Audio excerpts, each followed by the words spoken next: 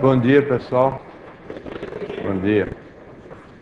Bom, ontem nós tivemos a oportunidade de falar sobre aquilo que eu chamei de os números naturais como substantivos, quer dizer, como entidades em si mesmos, em si mesmas.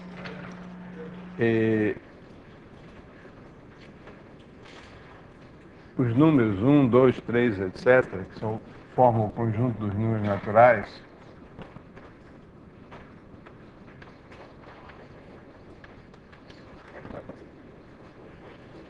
eles são caracterizados pelos axiomas de Peano. O que é que dizem os axiomas de Peano? Dizem simplesmente que existe um número natural que não é sucessor de nenhum outro e, fora desse, todos os números são obtidos a partir dele, tomando o sucessor, depois o sucessor, depois o sucessor, sucessor, etc. E o axioma de indução afirma que esse processo esgota todos os números naturais. Tá?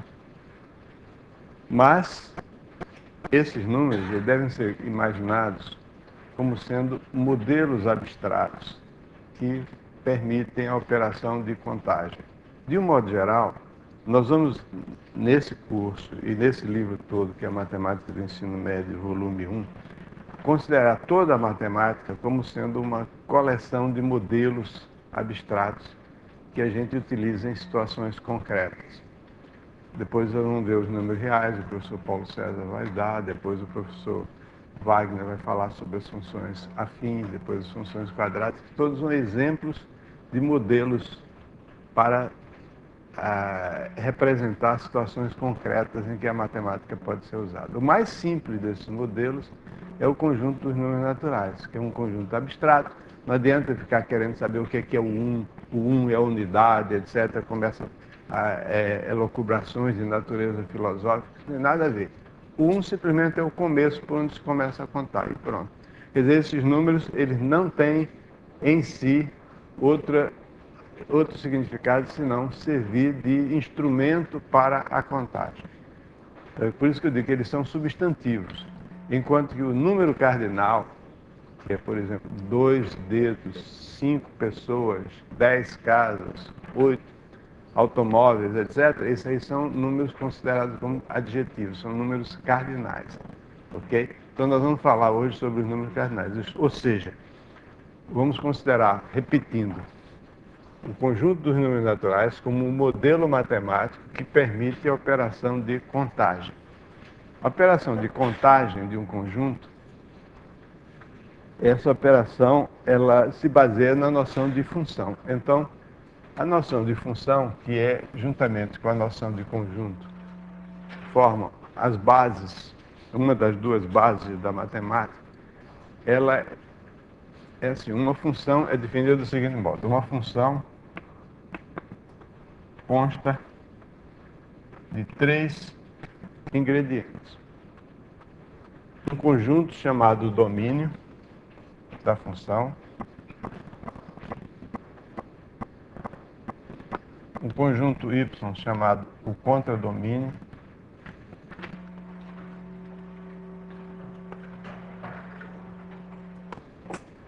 e uma correspondência.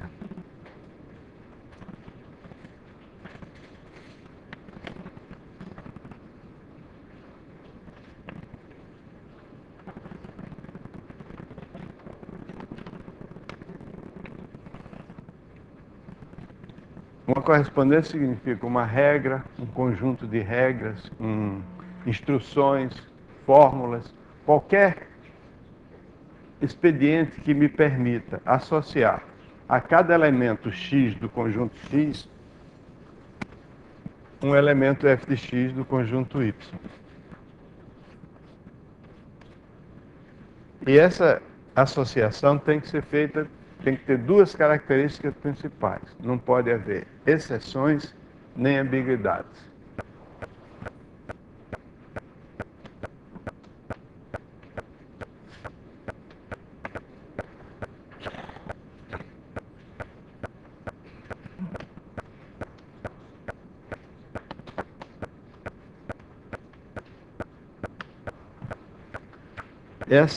Fora disso, não existe nenhuma outra restrição. Não pode haver exceção. Quer dizer, para cada elemento de x tem que ter um correspondente em y.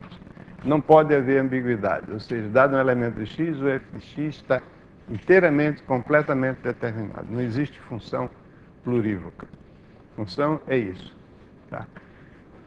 Ao definir função desse modo, vocês poderão imaginar que eu estou sendo menos rigoroso, menos preciso do que os livros que vocês adotam, que eu já adotei também no colégio, que definem função assim. Primeiro define produto cartesiano de dois conjuntos, depois define uma função como um subconjunto do produto cartesiano que tem certas propriedades.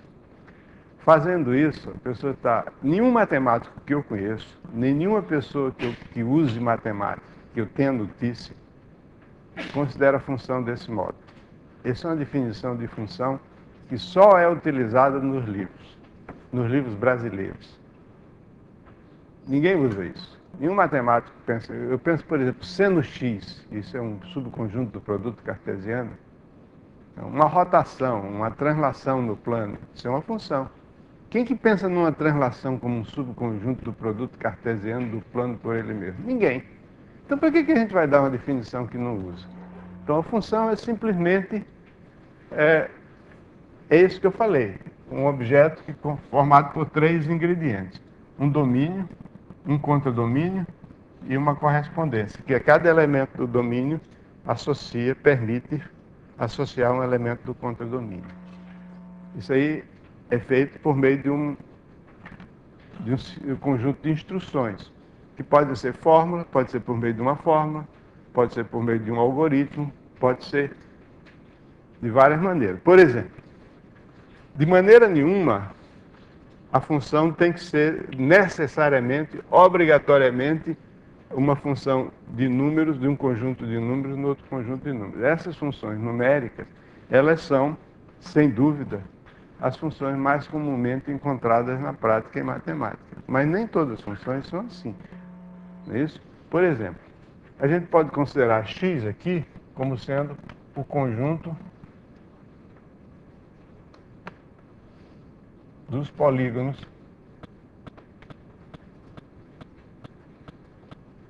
do plano. E y pode ser o conjunto dos números reais, que o professor Paulo César vai falar sobre isso. E a função pode ser simplesmente a função que a cada polígono P faz corresponder f de P, que é a área de P. Isso é uma função. Função que a cada polígono associa a sua área. Isso é uma função extremamente útil que a gente utiliza nas aulas todos os dias. Quase todos os dias não, mas frequentemente. Então isso aqui é um exemplo de função, que não é dado por uma fórmula. É claro que se P for um triângulo, você tem a fórmula. Raiz quadrada de P, P menos A, P menos B, P menos C, onde P é o semiperímetro. Mas se P for um polígono qualquer, aí não existe essa fórmula, porque a área de um polígono não fica inteiramente determinada quando se conhece o comprimento dos lados. Só no caso do triângulo. Triângulo, se você conhecer os três lados, você sabe a área. Mas um quadrilátero, não. Pode ter quadriláteros do mesmo perímetro, ou com os mesmos lados exatamente, porque ele é flexível, ele move. O triângulo é rígido, quadrilátero e os polígonos de um número maior de lados também. Então, isso é um exemplo de função comum em matemática. Outro, só para ilustrar o fato de que a função não precisa ser... a correspondência que define a função não precisa ser dada por uma fórmula e os domínio e o contradomínio não precisam ser números. Outro exemplo, por exemplo, assim eu posso considerar, por exemplo, x igual ao conjunto dos segmentos de reta. no plano, por exemplo. Podia ser no espaço também. Y igual ao conjunto das retas.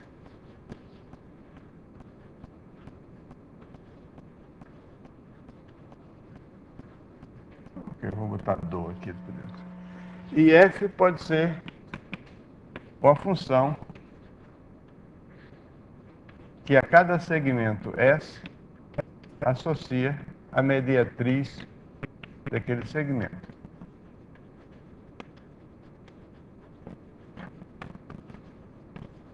Eu tenho aqui um segmento S e tem a mediatriz dele, a perpendicular que passa pelo meio. Isso aqui é um exemplo de uma função. Estou dando esses exemplos só para mostrar que no dia a dia do ensino da matemática, do estudo da matemática, a gente se depara com funções que não são necessariamente as funções definidas por meio de fórmula. Outro exemplo de função é a função que nós vimos ontem, que é o sucessor, que a cada número faz corresponder o seu sucessor. Eu ontem não tive tempo de falar sobre as operações que se definem entre os números naturais, mas o sucessor de um número natural é definido como sendo o n mais 1, ou seja, o vice-versa. Somar um número 1 significa tomar o seu sucessor. Eu falei na estrutura de ordem do conjunto dos números naturais, no sentido de ordem dado pelo sucessor somente, mas eu não tive a oportunidade de falar sobre as operações. As operações com números naturais são definidas indutivamente. Ou seja, se eu quiser somar um número natural com 1, por definição, isso é o sucessor do número natural n, que eu conheço porque os números são dados por meio dessa noção de sucessor. E se eu quero somar o número natural n com o número natural k mais 1, eu somo o n com k e tomo o sucessor dele. Essa é a definição de operação de adição. Espera aí, um momento. O que quer dizer isso? A regra número 1 aqui, essa regra 1 aqui, diz que eu sei somar qualquer número natural com 1. É assim que as crianças aprendem a somar. Somar mais 1 é tomar o número seguinte. 2 mais 1, 3. 3 mais 1, 4. Agora, se eu sei somar todos os números com 2, por exemplo, aí eu sei somar com 3. É só somar com 2 e tomar o sucessor. Quer dizer, por exemplo, se eu quiser somar com 1, tudo bem. E n mais 2? N mais 2 é n. Bom, aqui eu podia botar, em vez de k mais 1, botar o sucessor de k. É a mesma coisa que aqui em cima já está definido o sucessor desse modo. Se eu quiser somar n mais 2, eu tomo o sucessor de n mais 1. Então, com isso, eu sei definir a soma entre dois elementos quaisquer do conjunto dos números naturais. Por quê? Pelo axioma da indução.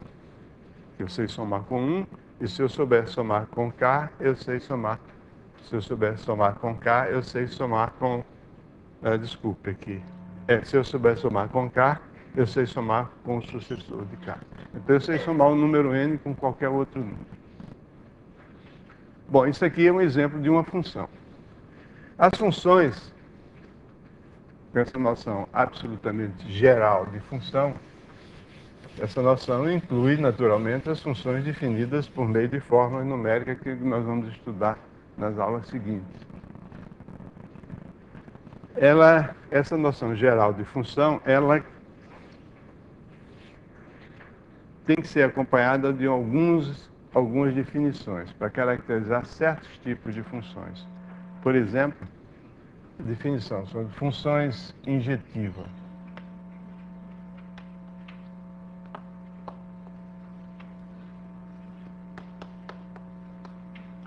A função injetiva é uma função que tem a seguinte propriedade, que se dois elementos diferentes de x são transformados por f em elementos diferentes de y. Isso é uma função injetiva. Naqueles exemplos que nós vimos aqui, né, essa função aqui é injetiva. Porque um dos axiomas de Peano diz que dois números que têm o mesmo sucessor são iguais. Ou seja, dois números diferentes têm sucessores diferentes. Aqui cabe uma observação.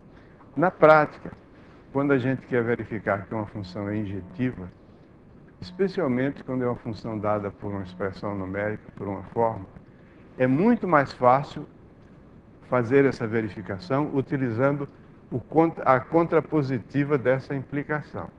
Ou seja, outra forma de dizer que a função é injetiva é dizer o seguinte: se f de x1 for igual a f de x2, então x1 é igual a x2.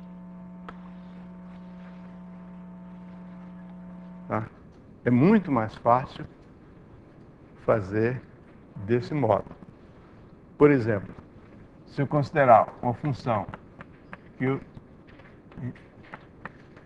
definida pela fórmula f de x igual a x3, isso aí é uma função injetiva. Para verificar que essa função seja injetiva, se essa função é injetiva ou não, eu tenho que verificar. É muito mais simples verificar que f de x igual a f de y implica x igual a y, do que verificar que f de x, quando x é diferente de y, f de x é diferente de f de y.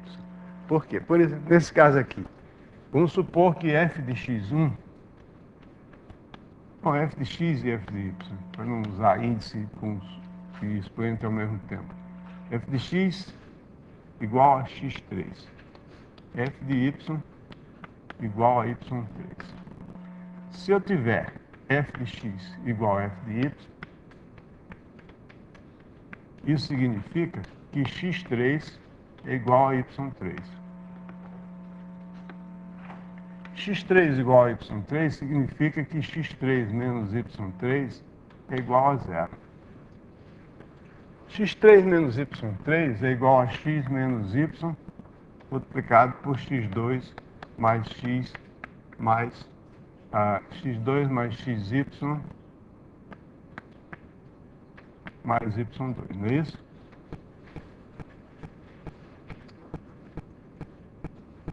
Então, isso aqui só é igual a zero. Para que um produto seja igual a zero, é necessário que pelo menos um dos fatores seja zero. Esse fator aqui só pode ser zero, x2 mais xy mais y2,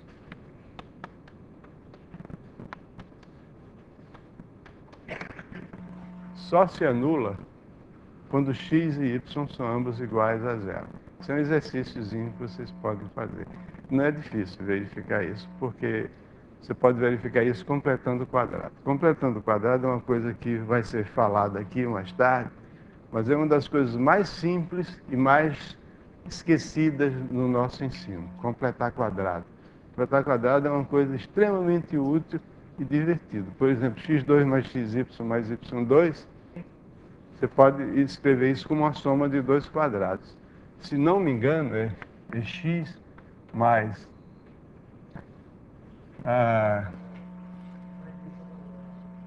não, senhor. Isso aqui é x2 mais 2, que multiplica x, que multiplica y sobre 2, mais y sobre 2. Isso aqui é x mais y sobre 2 ao quadrado, menos y2 sobre 4, então mais 3/4 de y2. Isso aqui é completar o quadrado. Quer dizer, eu escrevi aquela expressão como soma de dois quadrados. E a soma de dois quadrados só pode ser zero quando ambos são iguais a zero. Então isso aqui só pode ser zero quando esse aqui é zero e esse é zero. Isso significa que x e y são ambos iguais a zero. De qualquer modo, o que eu queria dizer é o seguinte: a definição de função injetiva, a ideia é essa, que uma função injetiva é quando ela transforma elementos diferentes de x em elementos diferentes de y. Mas essa verificação na prática é mais difícil. Em geral, é mais fácil usar a contrapositiva. Ok? Bom, então a definição de função injetiva é isso, é quando transforma elementos diferentes em elementos diferentes. É claro que, por exemplo, essa função aqui, que a cada segmento associa a sua mediatriz, não é uma função injetiva, porque existe uma infinidade de segmentos que têm a mesma mediatriz. Se eu pegar outro segmento, seja paralelo a esse, e que também tenha um ponto médio na mesma perpendicular, na mesma mediatriz, então f de s, nesse desenho que eu fiz aí, f de s é igual a f de s'. Entretanto, s é diferente de s'. No exemplo da área, mais óbvio ainda, dois polígonos com a mesma área não significa que é o mesmo polígono. Pode ter uma infinidade de polígonos com a mesma área. Então, funções injetivas, às vezes se usa também a palavra injetora. Eu prefiro usar injetiva por uma razão muito simples e muito prática. É que a palavra injetiva admite o substantivo injetividade.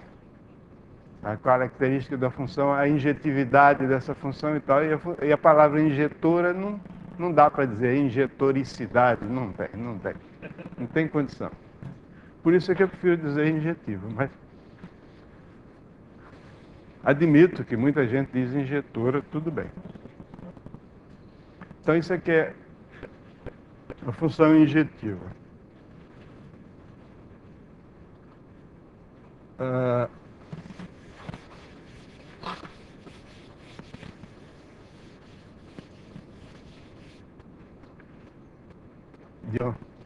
Eu posso escrever do quadro todo? Não.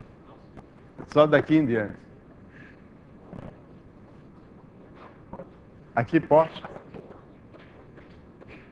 O que é que eu não posso? Quando eu não puder, você faz um sinal.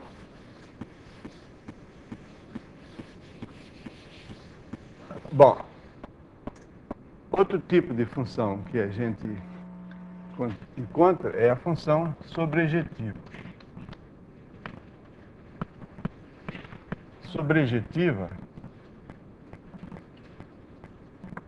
novamente aqui existe também o sinônimo sobrejetora, mas que tem aquela dificuldade sobre sobrejetoriedade.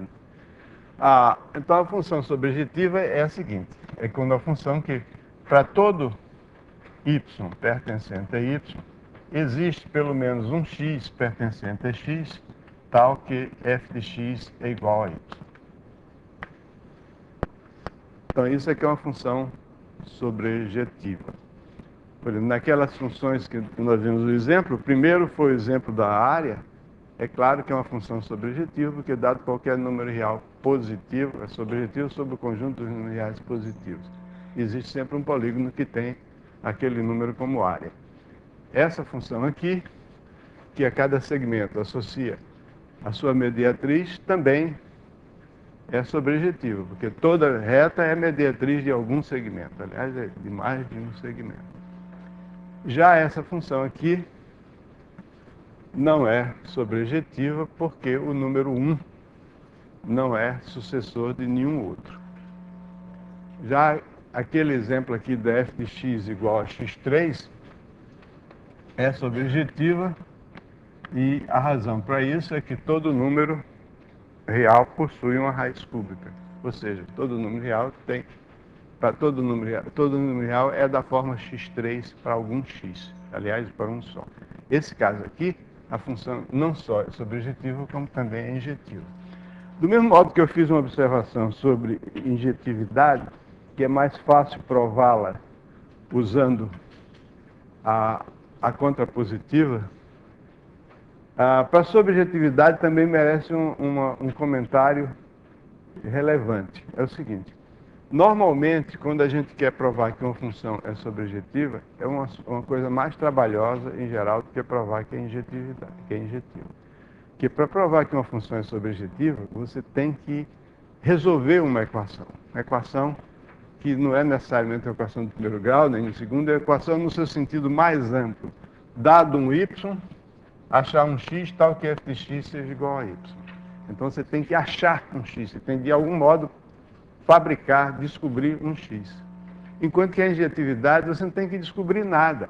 Você supõe que f de x é igual a f de y e você tem que provar que x é igual a y. Mas os x e o y já estão dados. Você só tem que fazer manipulações, como nós fizemos aqui. Manipulações para provar que o x é igual ao y. Se f de x for igual a f de y. Não é isso? Porque aí isso aqui é zero, então o x tem que ser o y, porque esse lado aqui não quer zero, a não ser que x e y seja zero, mas nesse caso o x já é igual ao y. Agora, sobrejetividade implica na resolução de uma equação. Por exemplo, o famoso teorema fundamental da álgebra, que diz que todo polinômio possui uma raiz, é um exemplo disso. Você, dado um polinômio, dado um número zero, por exemplo, no caso aí, zero, você pode tomar sempre igual a zero, você quer achar um número complexo, cujo tal que o valor do polinômio desse número complexo é igual a zero. Bom,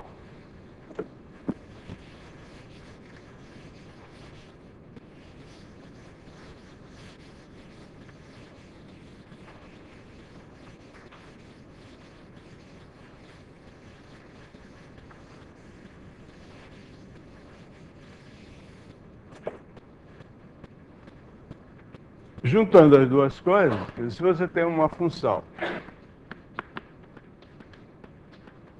que é injetiva e sobrejetiva, então a gente chama isso de uma função bijetiva, ou seja, uma bijeção.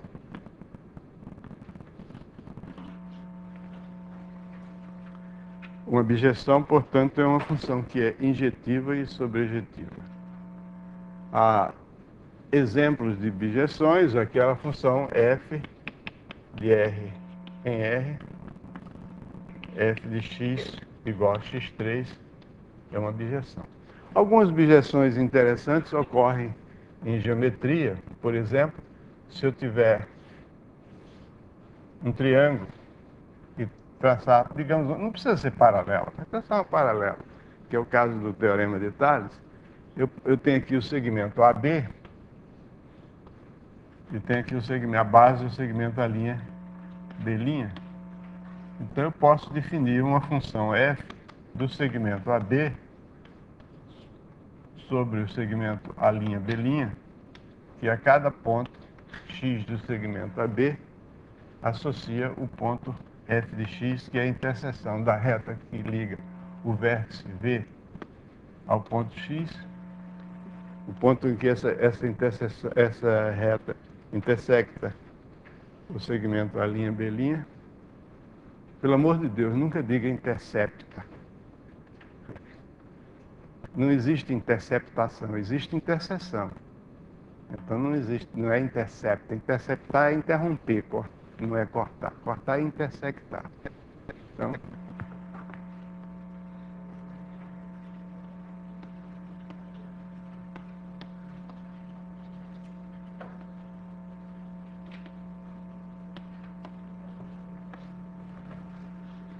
que o substantivo correspondente é interseção, não é interceptação. Então isso aqui é uma bijeção.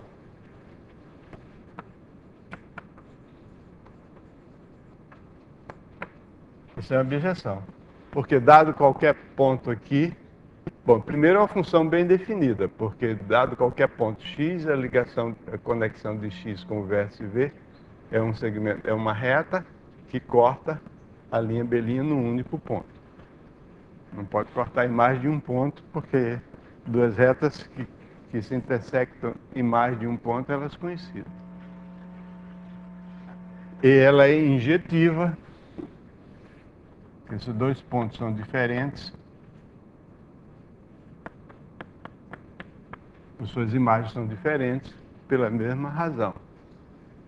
Se as duas imagens fossem iguais, aí os dois segmentos seriam o vértice V mais desses dois pontos aqui coincidentes, então os dois segmentos coincidiriam. E é sobrejetiva também. Então é injetiva e sobrejetiva, de modo que é uma objeção. Então outro exemplo interessante de bijeção, eu devia ter já aprendido há muito tempo que quando a gente quer desenhar uma circunferência, a última coisa que se faz é traçar o centro. Porque quando você desenha, por mais bem feita que seja a sua circunferência, se você puser o centro antes, ele não vai dar ali naquele centro. Você primeiro faz a circunferência, depois você põe o centro. Não é Wagner? Wagner é meu professor de desenho. Vocês vão aprender também com ele. Você vai ter a oportunidade de desenhar um dodecaedro regular? Não. O ponto alto a obra-prima do Wagner é desenhar o dodecaedro regular. Ninguém consegue desenhar igual a ele, dodecaedro regular.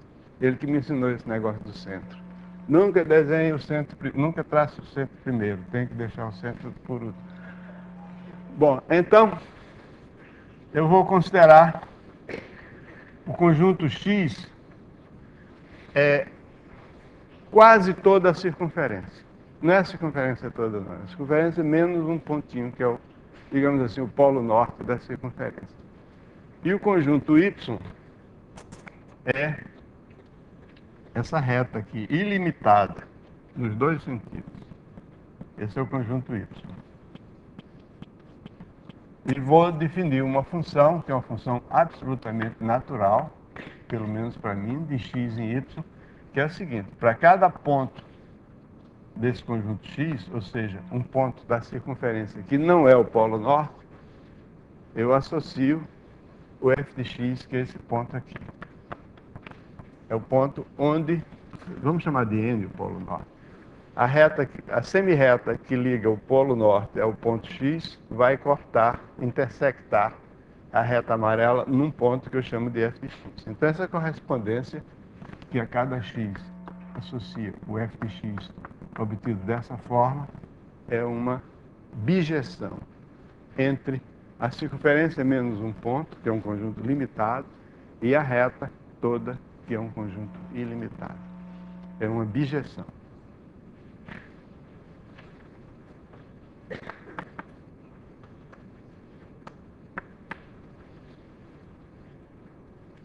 Essa bijeção tem uma contrapartida tridimensional dela, que aí é mais difícil de desenhar ainda, que é você toma em vez de uma circunferência, toma uma esfera, toma o plano equatorial e da esfera você retira o polo norte e você faz uma correspondência que a cada x da esfera menos o polo norte associa o f de x pertencente ao plano. Isso aqui é o que se chama a projeção estereográfica, que é uma forma de desenhar mapas. Claro que é um mapa que ele é muito mais fiel aos tamanhos dos continentes e dos países quando você está no hemisfério sul. No hemisfério norte, a Groenlândia fica infinita. Também é uma correspondência bionívoca. A bijeção, às vezes, é chamada de correspondência bionívoca.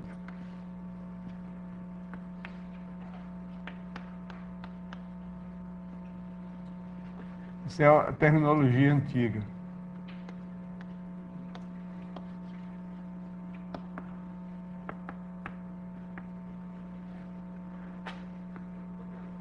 Bom, então isso são exemplos de bijeção, de bijeções. E o número cardinal é definido assim: dois conjuntos têm o mesmo número cardinal quando existe uma bijeção entre eles.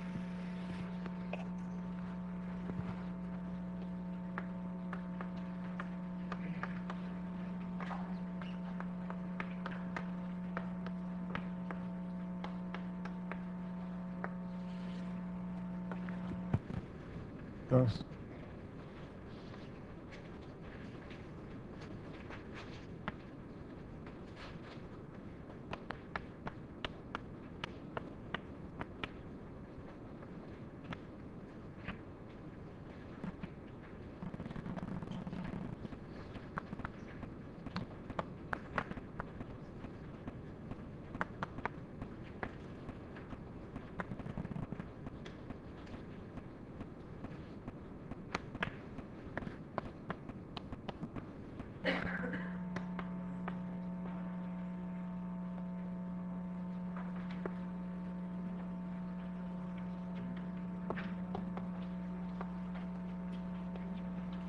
ou a mesma cardinalidade, ou o mesmo número de elementos.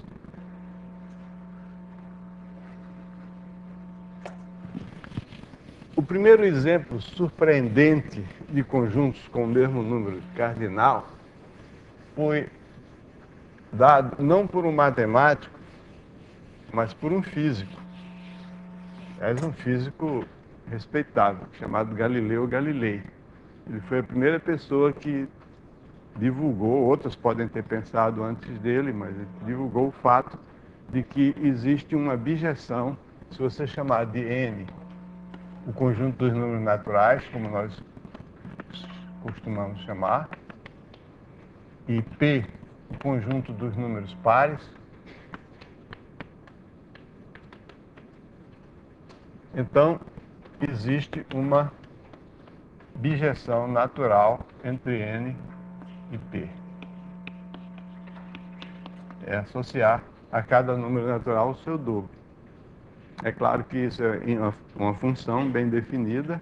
Essa função é injetiva, porque dois números que têm o mesmo dobro são iguais, né? E é sobrejetiva, porque todo dobro é dobro de algum número, claro. Então é uma bijeção. O que há de extraordinário nesse exemplo é que é uma bijeção de um conjunto sobre um subconjunto próprio. A impressão que se tem inicialmente é que existe duas vezes mais números naturais do que números pares. Mas, na verdade, é a mesma quantidade. Isso. Mesma coisa que a gente viu naquele exemplo do triângulo. Você pode ter um segmento pequenininho e tem o mesmo número cardinal que um segmento grande. Ou então que a circunferência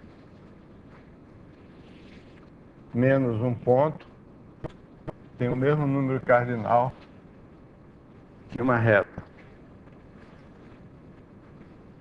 Então essas coisas não eram conhecidas, pelo menos explicitamente, até a metade do século XIX, quando um matemático alemão chamado Georg Cantor introduziu essa ideia de número cardinal de conjuntos que são infinitos. Então vamos falar, e a contribuição mais importante deles é que existem diferentes tipos de infinitos. Quer dizer, tem dois conjuntos infinitos, não são necessariamente conjuntos com o mesmo número cardinal. Existem conjuntos infinitos que têm número cardinal maior do que outros conjuntos infinitos. Vamos falar um pouco sobre isso, mas antes vamos falar sobre conjuntos finitos e infinitos, né? Iniciar com isso. É interessante introduzir uma notação que eu vou chamar de índice n, o conjunto de todos os números naturais menores do que ou iguais a n.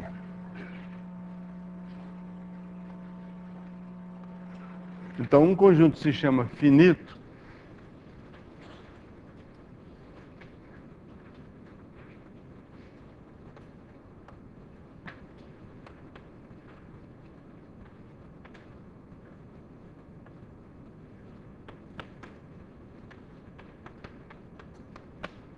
quando existe uma bijeção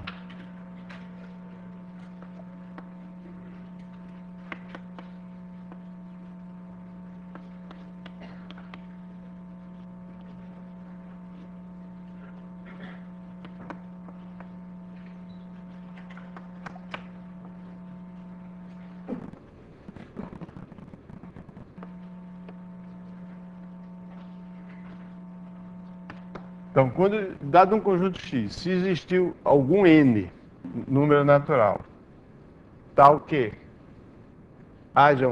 seja possível estabelecer uma bijeção entre o conjunto IN, que é o conjunto dos N primeiros números naturais, e o conjunto X, então diz que X é um conjunto infinito, finito, com N elementos. Okay? E F, nesse caso, chama-se uma contagem dos elementos de X. Quer dizer, nesse caso, então eu tenho aqui os números naturais, 1, 2, 3, etc., até N. Então o elemento que corresponde ao F de 1, que corresponde ao 1, ou seja, a imagem do número 1 por essa função F, eu vou chamar de X1. F de 2, eu chamo de X2. E assim por diante. Então o conjunto X passa a ter os seus elementos numerados, x1, x2, etc., por essa contagem, ou seja, essa função f de n em x. O teorema mais relevante a esse respeito é aquele que diz que se o conjunto X tem n elementos de acordo com uma contagem, então ele tem n elementos qualquer que seja outra contagem que se tome. Quer dizer, então o número n é um número que é associado intrinsecamente ao conjunto X, não depende da maneira de contar. A gente faz brincadeira com criança quando a gente pega um conjunto de objetos pequenos e conta aí, 1, 2, 3, 4. Agora eu vou embaralhar para você contar de novo. Aí dá 4 ainda. Por que falar em número cardinal e não simplesmente cardinal? Porque quero. Não tem motivo nenhum para isso. Cardinal, em português não se usa, mas em outras línguas, cardinal é a mesma coisa que cardeal, né? Então, talvez seja por isso. Não, não tem nenhum motivo. Se quiser dizer número cardinal, porque número cardinal é mais evocativo, sei lá, sei não. Tem a menor importância. Então, nesse caso, diz que n é o número de elementos do conjunto X. E tem algumas propriedades a esse respeito. Alguns teoremas que podem ser demonstrados, eu não tenho cabimento fazer essas demonstrações aqui, mas a gente prova. Um teorema importante, eu já mencionei, que é o mais importante de todos, é que esse número n é o mesmo, seja qual for a objeção. Né? O número. Outro teorema importante é que outros teoremas importantes são, por exemplo, todo subconjunto de um conjunto finito é um conjunto finito e tem um número de elementos menor do que ou igual ao número de elementos do conjunto inicial. E tem um princípio, um teorema importante que é o chamado princípio da casa dos pombos ou princípio das gavetas.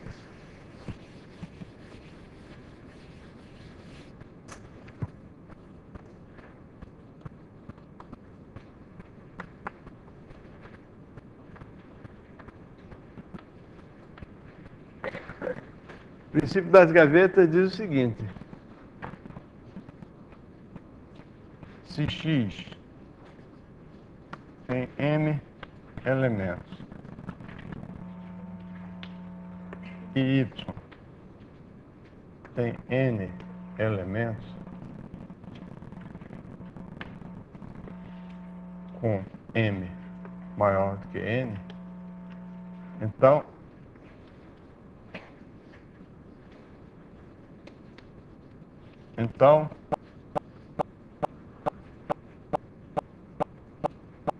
nenhuma função f de x em y pode ser injetiva.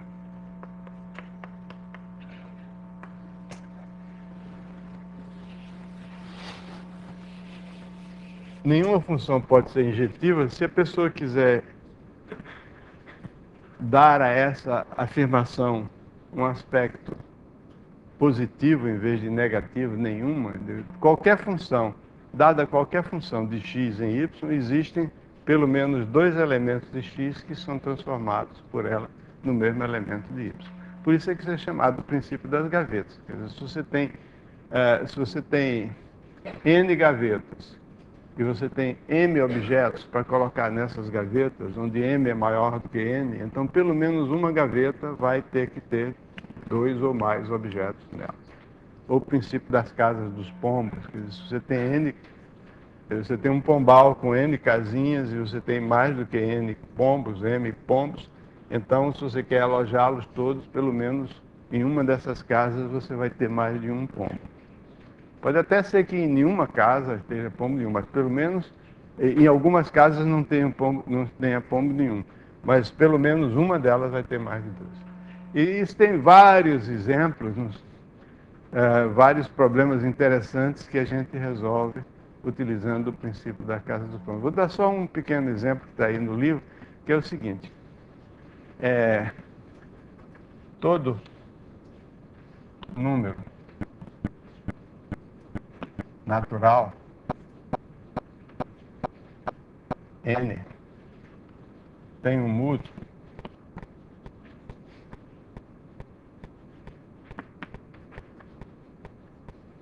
formado por algarismos 3 seguidos de zeros. Qualquer que seja o número que você pegue, tem sempre um múltiplo dele que se escreve da forma assim. Por exemplo. Em vez de 3, não tem nada de mágico a respeito do 3. Podia ser qualquer número. Qualquer número, qualquer algarismo.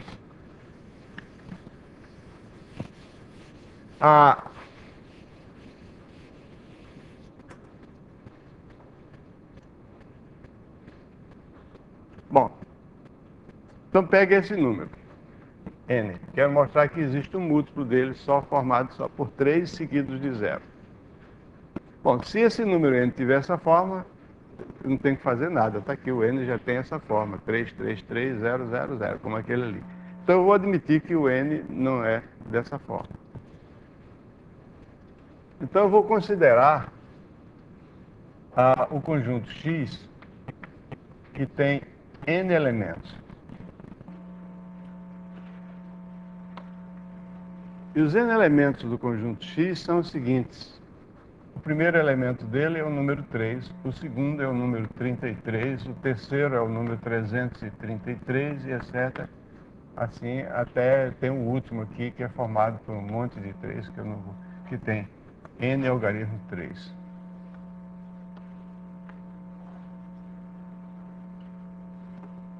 Ok? E por outro lado, eu vou considerar o conjunto y formado pelos números 1, 2, 3, 4, sei lá, até n-1. E vou definir uma função de x em y, que é o seguinte: f E x vai ser o resto da divisão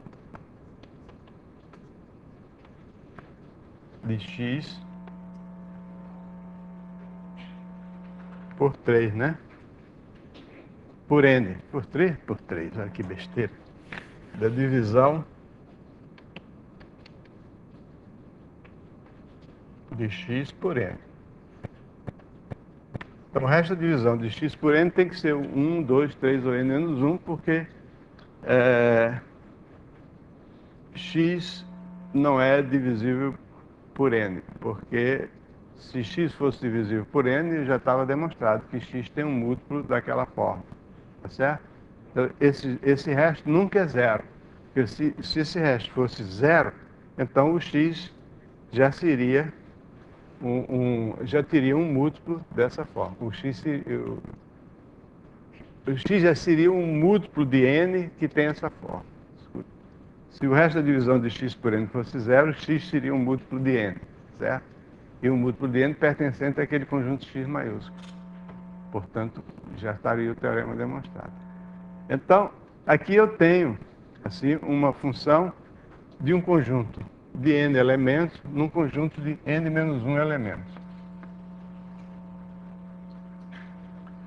Pelo princípio da casa dos pombos, então, deve existir dois elementos do conjunto x que têm a mesma imagem. Quer dizer, vai existir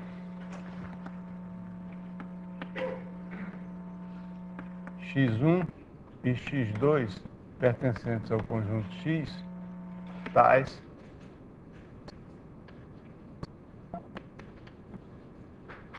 que f de x1 igual a f de x2.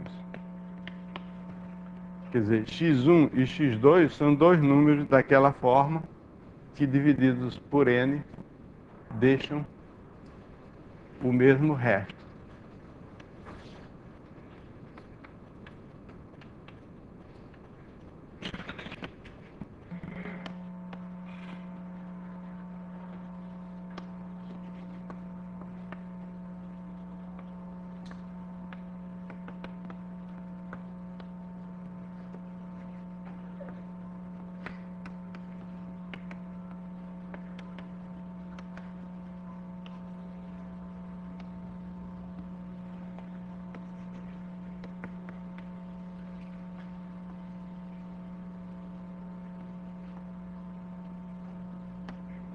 Então, x1 e x2 são números daquela forma, com quantidades diferentes,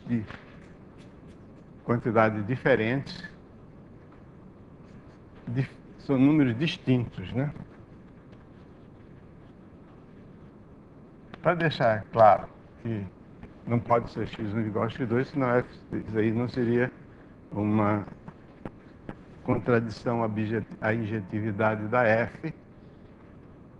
Então, se x1 e x2 são números dessa forma, que dividido por n deixa o mesmo resto, então x1 menos x2, digamos que x1 seja maior do que x2, é um múltiplo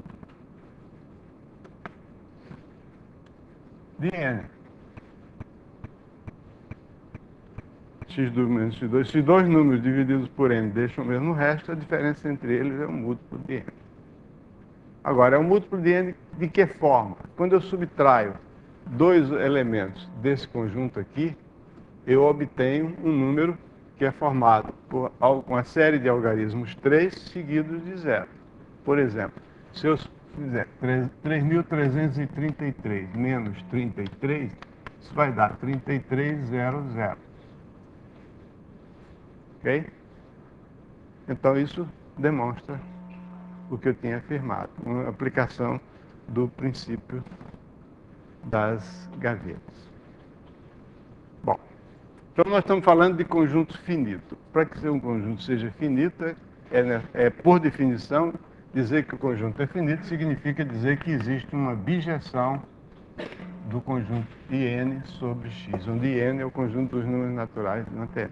Então isso aí esclarece o que eu tinha dito, que o conjunto dos números naturais constitui um modelo matemático abstrato que serve para a operação de contagem.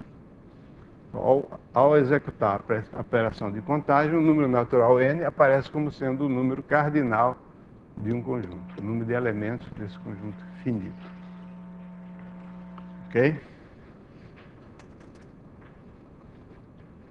Muito bem. Agora, um conjunto se chama infinito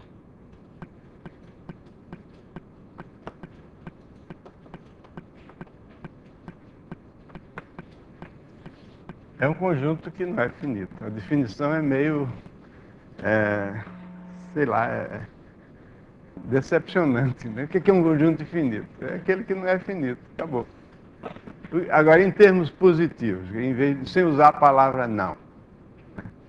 Conjunto infinito. Qualquer que seja o n e qualquer que seja a função definida de n em x, essa função não é bijetiva.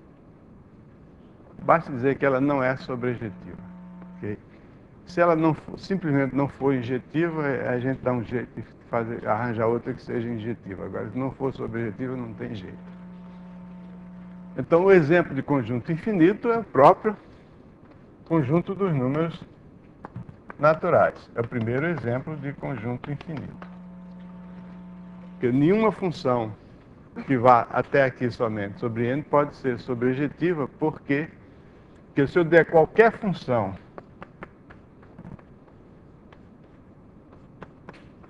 de n em n maiúsculo, se eu tomar f de 1, somar com f de 2, somar com f de 3, etc., somar com f de n, eu tenho aqui um número, digamos m, que não pertence à imagem de f de e n, porque ele é maior. Se eu definir, dada qualquer função f de n no conjunto dos números naturais, se eu definir o número m como sendo a soma dos valores que essa função assume nos números de 1 até n, ou seja, em todos os elementos do seu domínio, então esse número m é maior do que f de x, qualquer que seja o x em n.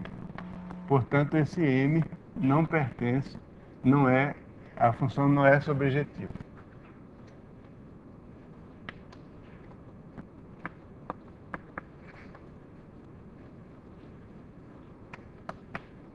Quer dizer, m não é f de nenhum x, para x em n.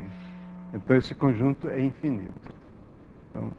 Então, o conjunto dos números naturais é o primeiro exemplo de conjunto infinito. Não só ele é o primeiro exemplo de conjunto infinito, mas entre todos os conjuntos infinitos é o conjunto infinito menor. Menor no seguinte sentido: todo conjunto infinito contém um subconjunto que está em bijeção com o conjunto dos números naturais. Então, um conjunto chama-se enumerável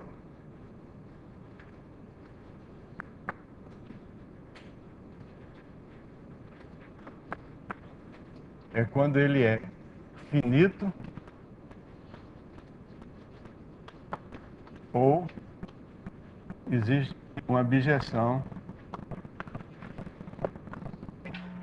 com ele.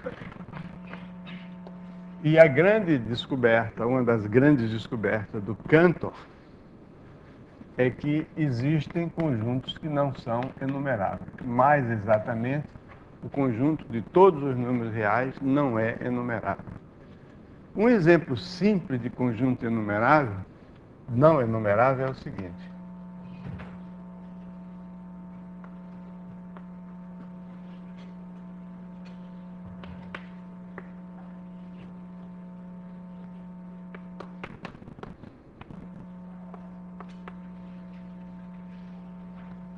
Eu estou mencionando essas coisas não com a mínima sugestão de que essas coisas devem ser mencionadas no ensino médio. Não, de maneira nenhuma. Estou falando aqui para pessoas que ou são ou vão ser professores, e a gente deve sempre saber um pouquinho mais do que aquilo que a gente vai ensinar. Porque toda hora a gente fala infinito, infinito, mesmo no ensino médio. E é preciso ter uma ideia precisa do que é isso, né? O conjunto é finito quando ele pode ser contado. Quer dizer, você pode estabelecer uma contagem com uma bijeção entre o conjunto IN e o conjunto X. E infinito quando não pode. Agora, esse infinito, o mais simples dos infinitos é um conjunto enumerável. É aquele que é infinito porque está em correspondência bionívoca com o conjunto dos números naturais. Aí a gente inclui os finitos também como entre os enumeráveis. Então, nesse caso, quando não for finito, eu digo enumerável infinito. Um exemplo interessante é o seguinte, é o conjunto X.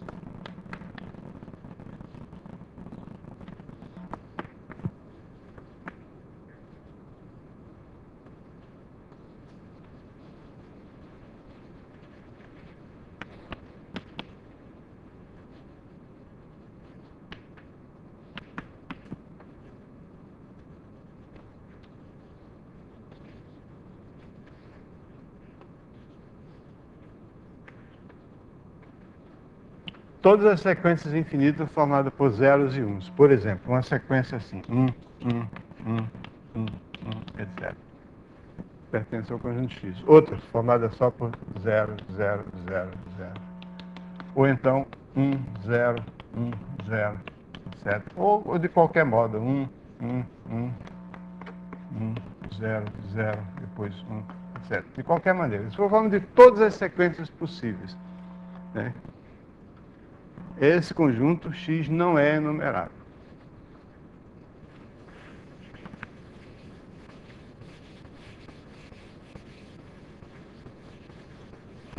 E não é difícil mostrar que não é enumerável, porque se você imaginar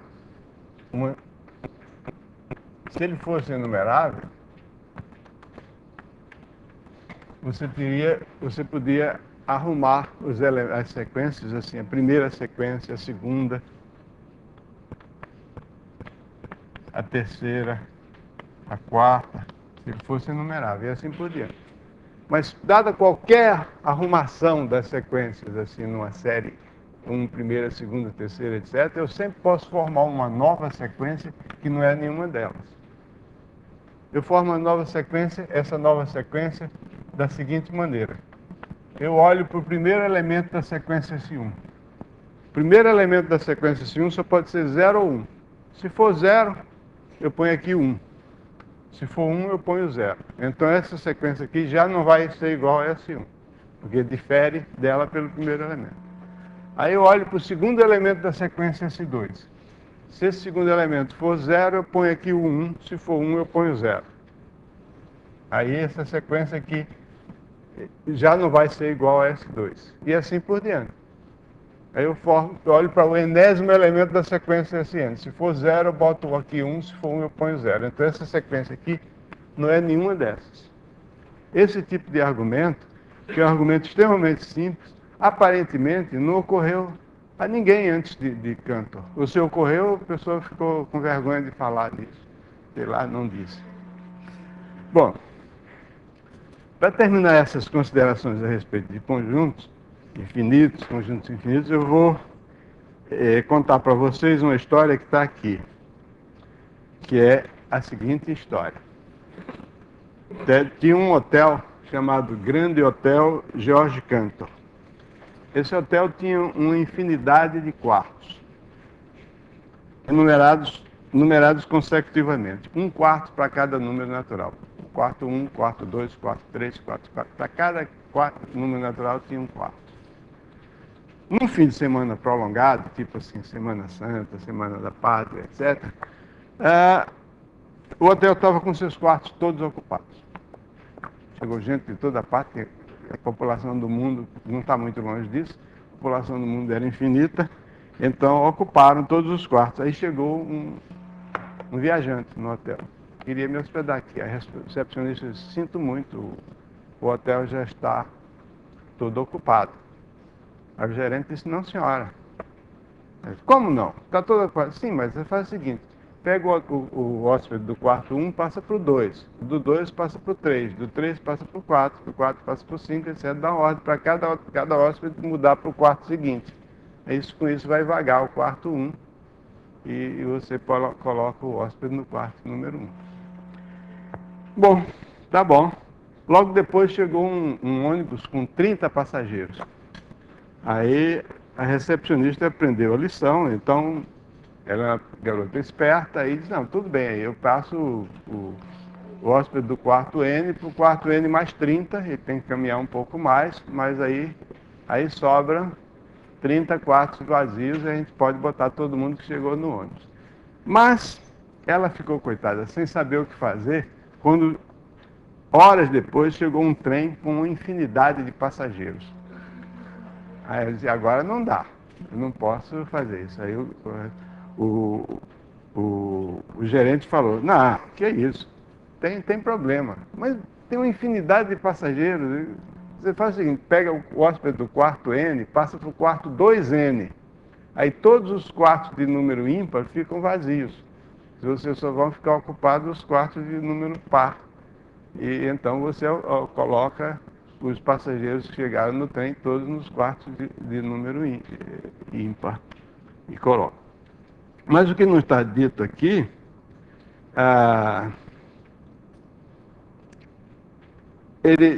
o que não está dito aqui, aliás, o gerente foi até mais esperto, ele disse, não, faz o seguinte, passa do quarto N para o quarto 3N mais 2, porque aí ainda sobra uma infinidade de quartos vazios, aí você não tem problema.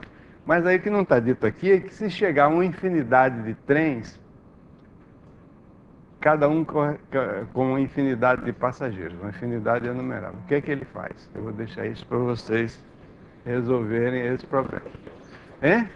Não, o hotel é aquele, não vai construir nenhum quarto a mais, então ele está com todos os quartos ocupados, aí chegam infinitos trens, cada um com infinitos passageiros, eu quero saber como é que ele vai colocar isso. Ele vai poder colocar. Ok? Tá bom hoje. Chega.